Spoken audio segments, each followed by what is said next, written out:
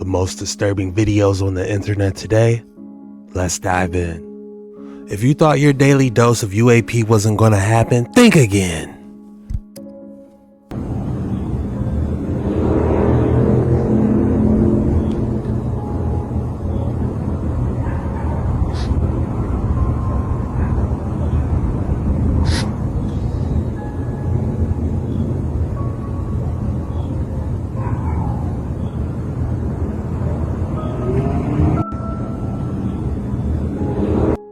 If this isn't a mothership hiding in the clouds, I don't know what is. That thing would have to be at least 3-4 miles long.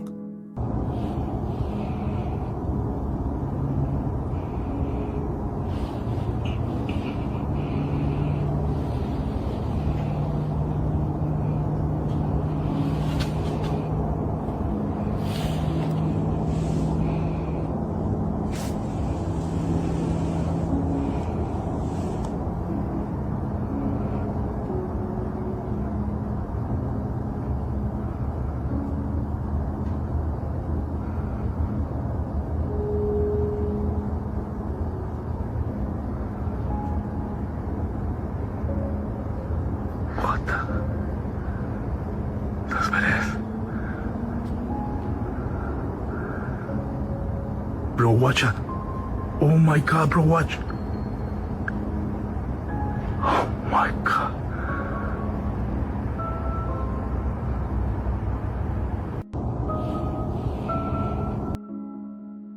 I wanted to say this was like some type of reflection on the ground that's doing this, but there's nothing bright enough, I feel like, that's aiming at these clouds that we're seeing. It's like happening on the opposite side of the cloud, like higher up.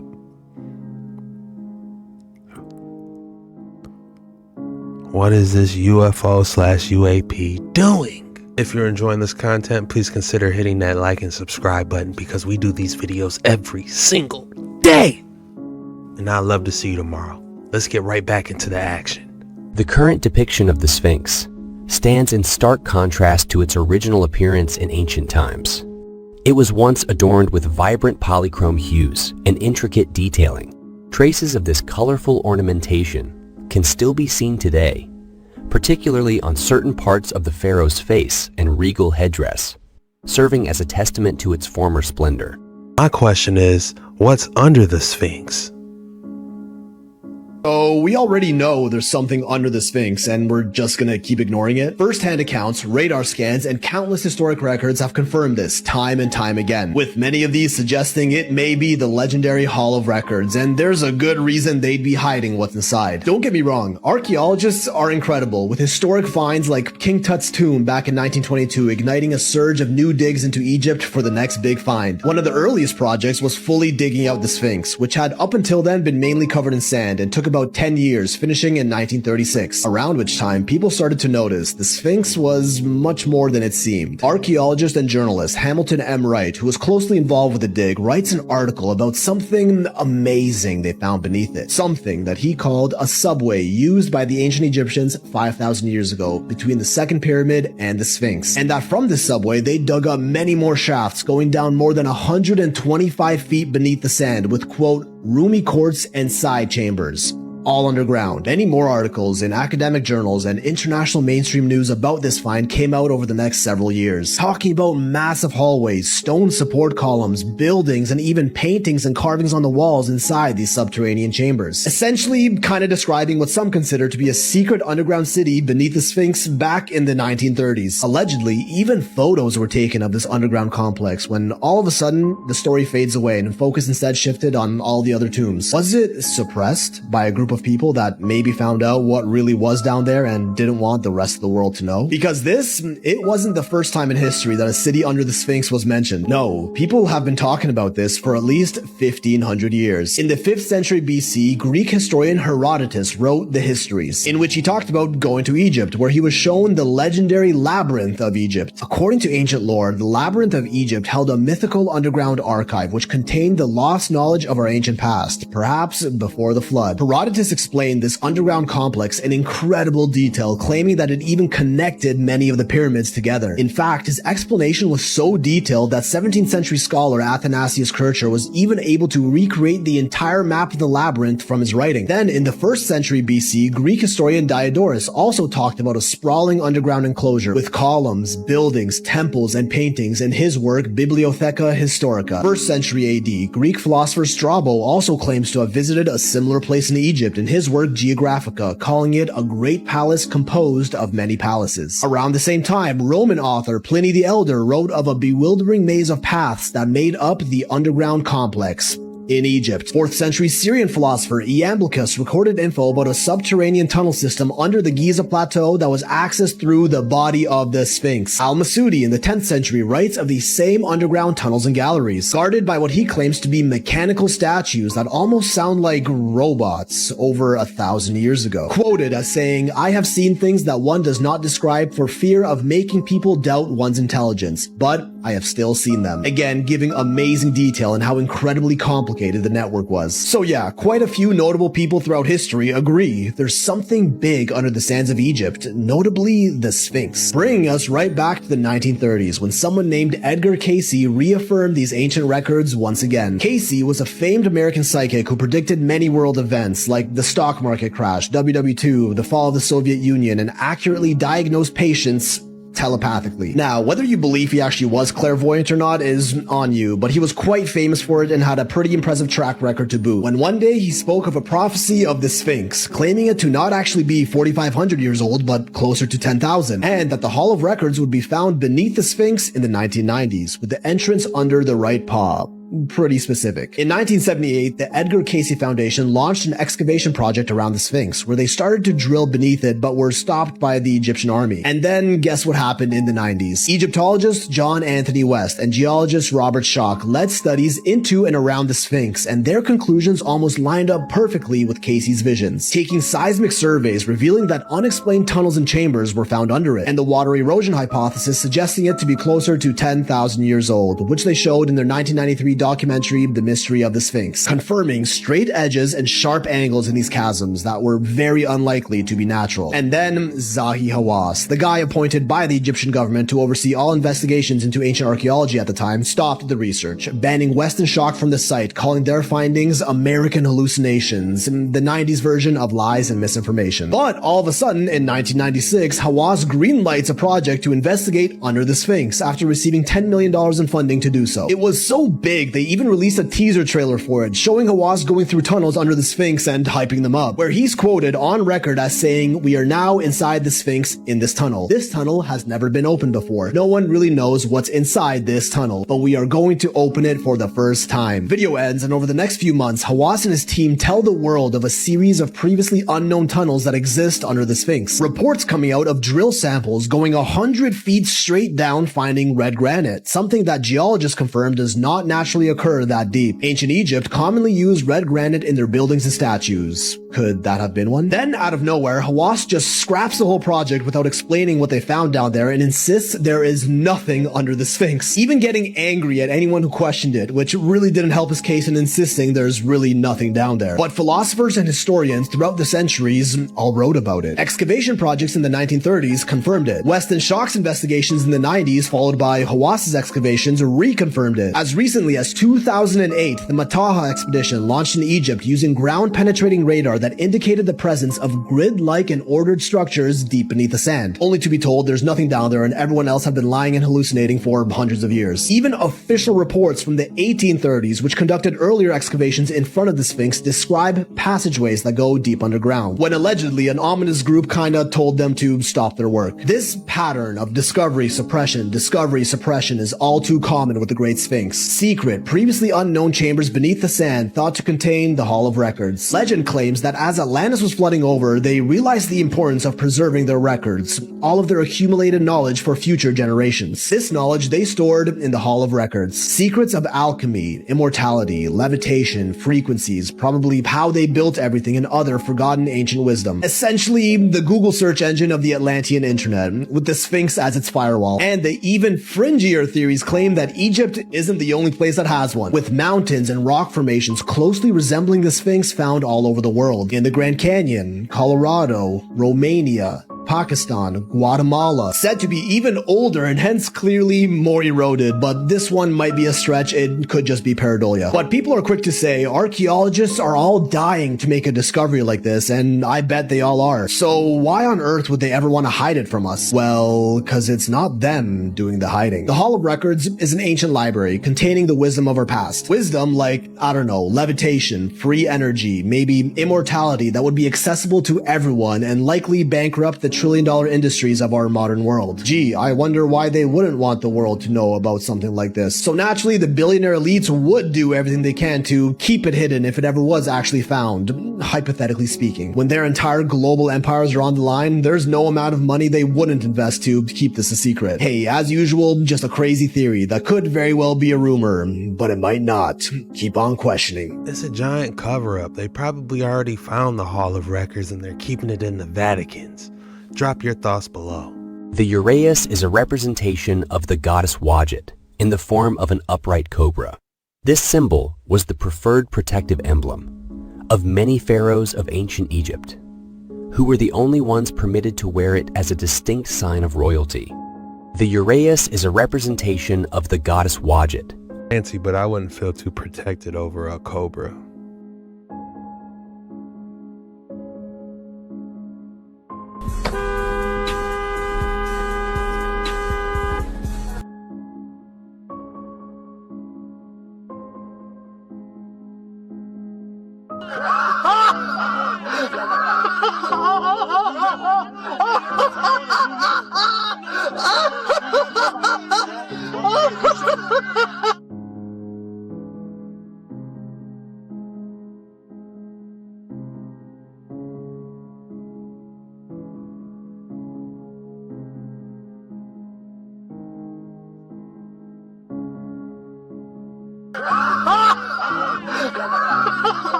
I hope my man in this car is alright. He looked a little bit confused.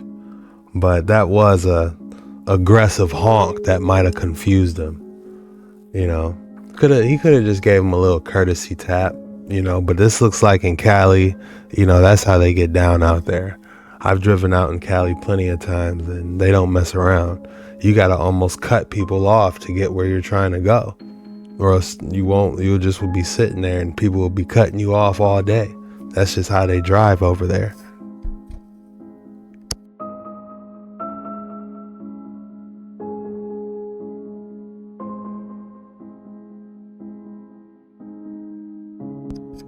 Dang, this looks like a dragon eggs for real. They are not lying.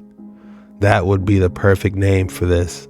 If I owned this piece, I would call it a dragon's egg. Is that gold in the middle? It looks like gold, doesn't it? What a beauty, definitely polished. I would like to see it in its rough state. Would it look like rough? Natural beauty. Wow, those things look pretty large, don't they? That one is the size of a basketball. Ethiopian opals. You remember those moon rings we used to wear? Tell me that doesn't remind you of a moon ring. Or mood. I don't know if it was mood or moon. Mystery fluorescent mineral. I would keep that one under the black light at all times. They definitely had to get that one from a cave, without a doubt. That first one had to be my favorite piece. Oh no, that one. Oh no, that one. That first one is nice. All of these, that looks like a piece of earth. I mean, it is a piece of earth, but wow. I want every single one. That one. That one.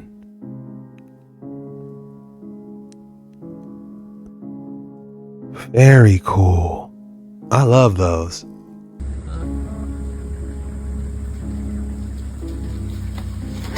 Oh no! Oh no! Oh, poor guy. No. He's already up. Oh God, Yeah. The herd will never leave an elephant behind. I love that. All right, this says snapping turtles hibernate in frozen water.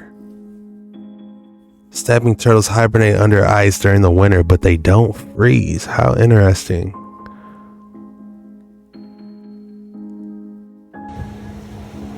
This is, here we go. Oh, look out. Oh, don't get caught. Uh-oh. Uh-oh, this person may not make it. They're gonna make it. There's so much flooding, and I'm stuck. I couldn't make it out. This guy did. On regular street, southwest Detroit.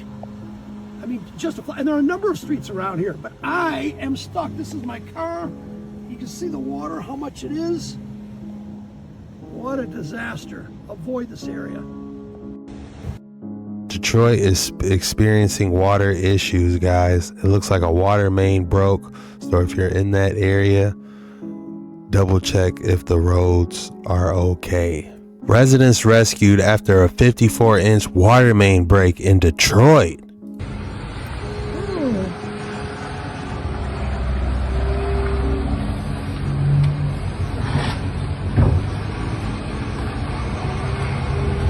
Thank you so much.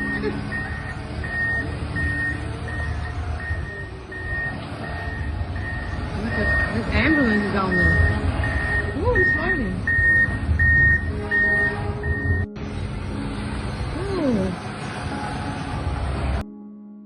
How do things get this bad? I feel like this is a terrible start off to the year. And now they got and now it's in Kentucky as well? Oh my God.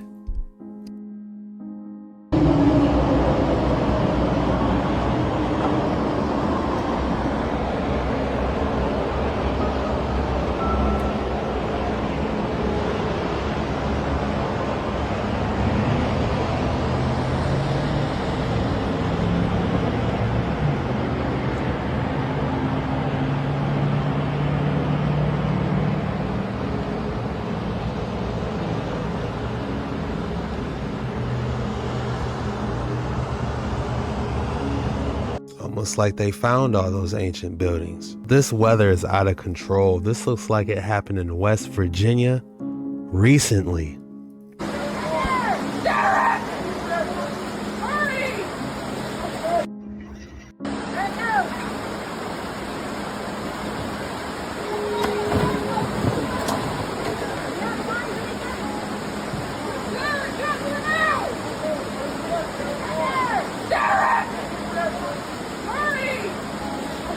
He's okay.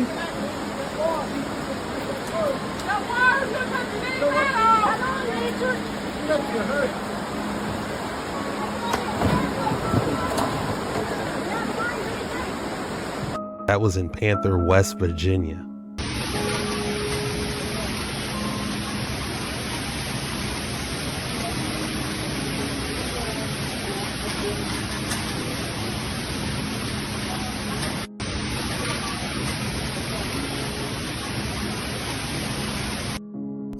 I mean, how did they get out of that situation? Honestly, this looks like a scene from Titanic. How scary.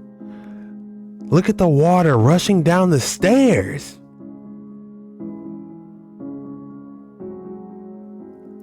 Look. How are they getting out of there is the question. What is going on? It's like they're trying to kick off like a mini reset or something. What I'm saying is I don't believe the history we've been taught. Here's a good example. Have you ever heard about Lewis and Clark going across the Mississippi? In 1803, there was nothing there supposedly back in those days. Okay, so now think about that. So we're talking about like 200 years ago. There was nothing west of the Mississippi as far as the America was concerned. Now talk about when these cities were founded and became cities like we know today. And explain to me how that makes even a lick of sense. Like, so how did Chicago go from like literally like a tent city in 1840 to Chicago like we know it by 1860? You think about all the central planning that would have took. Then you go like to places like San Francisco. San Francisco like had 1,000 people in like 1840. And then there's a panoramic shot very famously that shows the whole city in 1873. And it's a full-grown city. There ain't one bit of construction happening right there. Why are they hiding this? Look at all these huge buildings in Italy. Do you actually believe normal humans built them? And why are there giant tombs in Italy that nobody speaks about? There's an unbelievable explanation for these huge structures, and it's going to shock you. The island of Sardinia was not just a home to ancient people, it was inhabited by giants. But here's what's crazy. In ancient texts, there are references to huge beings, which says, the giants walked the island and built massive stone towers. This is where things get scary. Hidden reports suggest gigantic human-like bones have been discovered in these tombs. Mainstream archaeology says these bones are the Nuragic people, but some believe they are the remains of an ancient race of giants. These giants are linked to a civilization called the Nuragics, which lived between 1900 and 730 BCE. They built the Nuragis, which are large stone towers, and the amazing giants' tombs. The giants' tombs, or tombe dei giganti, are megalithic graves found all over Sardinia even today. Local legends speak of giants having enormous strength and advanced knowledge. They constructed the Nuragis and other megalithic structures easily. But once these connections were discovered, the true story was buried to protect conventional history. If you look at some of the megalithic structures today that no one can explain, it really wouldn't be too difficult for a group of giants to build it. Advanced giants at that. For entertainment purposes, of course. Don't believe everything you see on this video. Take a look very closely at this 1913 photo of Parramatta Road in Sydney, Australia. What do you notice? On the left you see power lines, but on the right is different. We see the same poles around the world, here, here, and here. We have been lied to about our past, and Tartarian advanced technology has been removed from our history books. Australia was not immune to the mud flood, but perhaps only found when the waters shifted away from the land. But look, this photo of the same road in Sydney was taken 40 years later, and you can argue that much hasn't changed, except for the transportation being used. In my opinion, as I can only guess what the poles were used for, is that the advanced technology was passed down by the Tartarians. Australia may have been underwater for 250 years or so for it to be founded in what they say 1788. Don't believe the information they provided us and question everything. It feels like they trying to kick off another reset. Am I tripping, or does it feel like that? It feels like they trying to do another reset. Drop your thoughts in the comments below. Well, as I started to go back into the 1920s, then I was going back into the 1900s, and I got to the Rockefellers owning the educational system. So I started going, okay, well, our educational system's been owned since, let's say 1902, 1903 with the General Education Board. Then for the last 120 years, I'm learning from the Rockefellers, who were oil barons. Then I started researching into Eustace Mullins' work, and that led me to learning about J.P. Morgan's and the Peabodys owning the education system in 1885. It's interesting because around that time too, they debunked the ether, which is a fun topic. After they had the control of the schooling system, they debunked that. So then I thought, okay, well, since 1885, they've been just teaching us what they've been teaching us. What about before that? And this is where I started to look at the world fairs. And I think this is a great one for people to look into, because when you look at these buildings and you see these grand buildings all made out of travertine and granite and stone and all these things, you start to get a little confused why people are on horse and wagon. You see a little bunch of horse and wagon people, and they look really tiny in comparison, to buildings, which are just absolutely massive in that comparison. I admit, I do enjoy the old architecture, how they used to build. Are they trying to hide the ether? Did they take it away from us completely? What do you think? So people, this is the golden statue, and what they show online. So people, this is the golden statue, and what they show online is always the front, but they never show the rear part. On the rear, if you look closely, it says the World's Columbian Exposition, authorized by Act of Congress, and generously participated in by the nations of the earth, was held here in 1893 to celebrate the 400-year anniversary of the discovery of America, on this site stood the administration building. Now, why they use 400 years from 1492? Because 400 years celebrates the conquering of the last Moorish stronghold empire. Again, exposition meaning inquisition, conquest. Does this really show you progress? Are we truly advancing forward? Or are we just going backwards?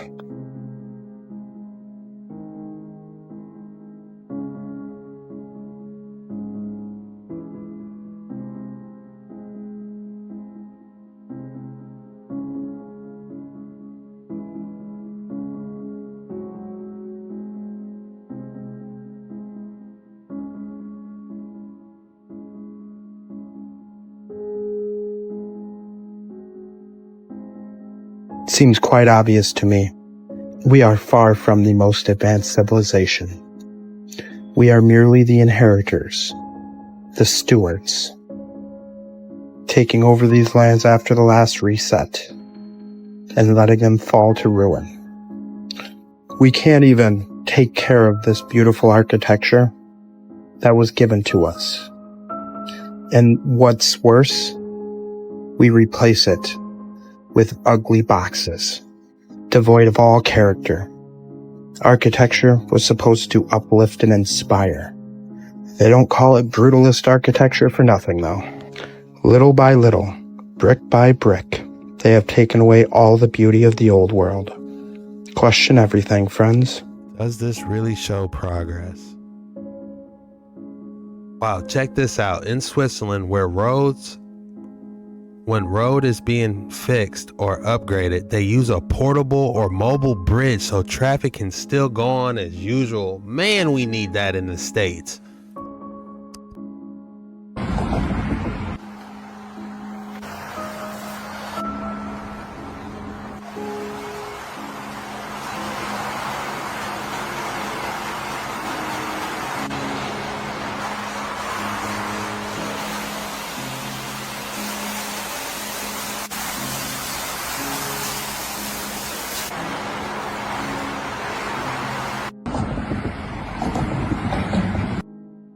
If we don't already have this idea, we need to adopt it, because that keeps traffic going and they can work right under it, get everything going.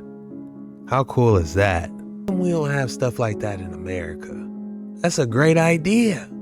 That is a monster tornado.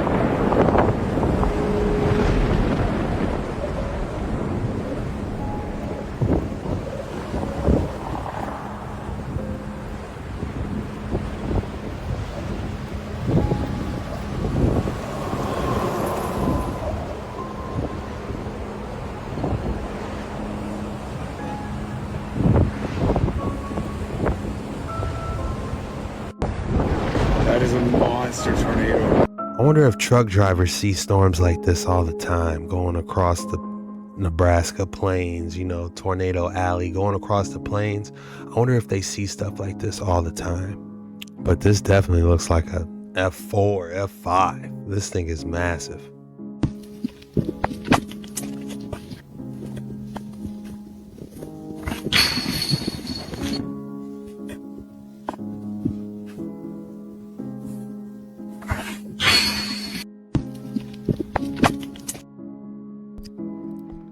That was a good shot. I think I only went disc golfing like once or twice, but it's always a fun time. If you made it this far, the code word is amazing. Drop amazing in the comments below so I can personally thank you for making it this far. It means a lot to me. This was the most disturbing videos on the internet today. See you tomorrow.